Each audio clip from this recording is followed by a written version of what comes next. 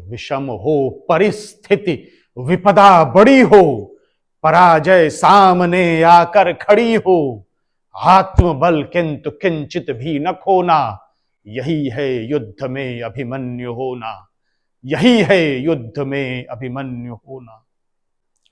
परम अजेय अमर योद्धा की कथा सुनाता हूं मैं, कैसे किया न्याय रण ने वीर से बताता हूं मैं। वह पार्थ पुत्र, वह सुभद्रा तनय पराक्रमी सच्चा था। क्या हुआ जो केवल 16 का था, कोमल था, बच्चा था मातृ उदर में सीखा उसने चक्रव्यूह की रचना। था ज्ञात किसे इस युद्ध हेतु उसको ही होगा सजना। था कुटिल कौरवों का प्रपंच, गुरुवर ने व्यूह रचाया, और अर्जुन महाबली को छल से रण से दूर हटाया। तो जब विजय मुकुट 13वें दिन ही लगा हाथ से छिनता, था भांप गया अभिमन्यु ताऊजी भीमबली की चिंता। तब आसमक्ष वह विनत भाव बोला, उपाय मैं दूंगा। है ज्ञात मुझे, मैं 6ठे द्वार तक तो अवश्य भेदूंगा। हां, द्वार 7वें का भेदन तो मुझे नहीं आता है, पर रण आरोही वीर पराजय से कब घबराता है। मैं वीर लक्ष्यकामी, रण से मुंह कभी नहीं मोड़ूंगा। हो हार सामने फिर भी हिम्मत कभी नहीं छोड़ूंगा। खिल उठे भीम करके निनाद, पांडव शिविर से यह कहा, अभिमन्यु के होते हुए अब विजय जाएगी कहां। यदि द्वार 6 को तोड़ देगा पुत्र मेरा रोर से, सप्तम तो क्षत विक्षत करूंगा मैं गदा के जोर से। तुमुल दुंदुभि का रण घोष फड़का, सुरथ आरूढ़ हो वह नया लड़का। चला आगे उठा शरचाप खींचे, चले फिर भीम सेना लिए पीछे। कि ये शरवृष्टि हरिदल को दबाता, भुजा के जोर से आंधी चलाता। बढ़ा अभिमन्यु रण में जा रहा था, प्रलय सा चहु दिशा में छा रहा था। पार्थ नंदन जिधर मुंह मोड़ता था, भयाकुल अर दिशा को छोड़ता था।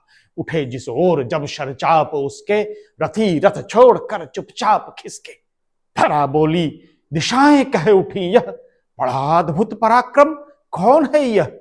वज्र कर में उठाए इंद्र पहुंचे, अरे कैसे द्वितीय गोविंद पहुंचे।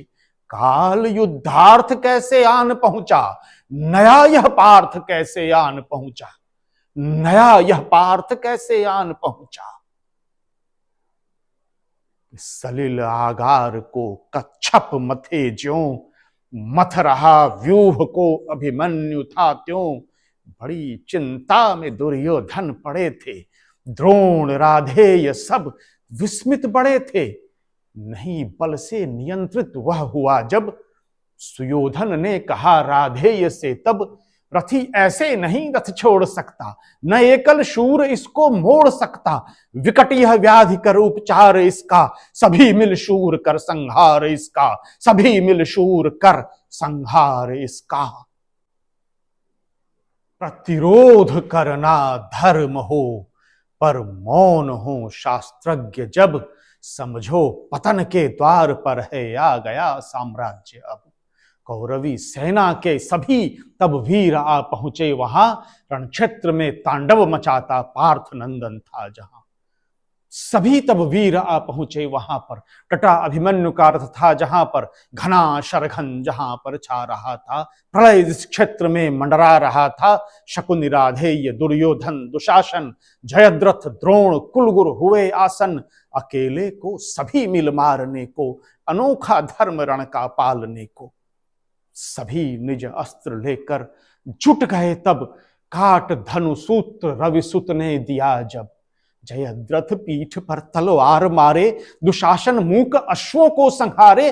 पक्षद्वय की बड़ी सेना खड़ी थी, धर्म रण देख यह विस्मित बड़ी थी। महारथियों के कुत्सित घात को सह, अधर्माचरण के आघात को सह। अविचलित ही रहा अभिमन्यु रण में, यथा दिनमान ही हो घन सघन में। विपद व्यक्तित्व को भी जांचती है, मनुज के बल अबल को बांचती है। हृदय में धर्म का यदि बल रहेगा, उसी को धैर्य का संबल रहेगा। समर में असि नहीं तलवार केवल, रौद्र धनु या विषख की धार केवल। अस्त्र रण में तुमुल ललकार भी है, कि हिम्मत स्वयं ही हथियार भी है, कि हिम्मत स्वयं ही हथियार भी है। रथी रथ छोड़कर खंभों को उतरा, समर में तब भयंकर शोर उभरा। तुरंत रथ चक्र को उसने निकाला, बनाकर अस्त्र निज कर में संभाला। निडर हो वार फिर करने लगा वह, शत्रु संहार फिर करने लगा वह। हरित धरा के सरिया बाना और रथ चक्र उठाकर, धवल धर्म की ध्वजा बना अभिमन्यु युद्ध में अविचल। विनत शीश गुरु द्रोण कर्ण कृप मार रहे थे बाण। सजल नयन से कुरुक्षेत्र ने देखा नया विधान। सजल नयन से कुरुक्षेत्र ने देखा नया विधान। अनय के संग संख्या बल रहे तो, धर्म यदि सर्वथा एकल रहे तो, अधर्माचरण ही क्या श्रेय होगा। धर्म का हनन पावन ध्येय होगा, और नेतृत्व यदि हो भ्रष्ट जाए, अनैतिक धर्म चित प्रस्ताव लाए। वरण तब क्या करें विद्वान गुरुजन, प्रबल प्रतिरोध या आदेश पालन। धुरी पर धर्म की पहिया उठाकर खड़ा अभिमन्यु अब भी युद्ध तत्पर। चतुर्दिक घेर कर कौरव खड़े थे, सभी के हस्तगत आयुध बड़े थे। नहीं प्रहारों से मरी थी मात्र काया, पराक्रम किंतु जो अभिमन्यु लाया। रहेगा वह जगत में सूर्य जैसा, सुवीरों के हृदय में तूर्य जैसा।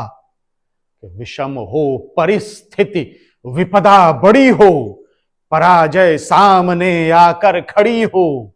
आत्मबल किंतु किंचित भी न खोना, यही है युद्ध में अभिमन्यु होना। यही है युद्ध में अभिमन्यु होना।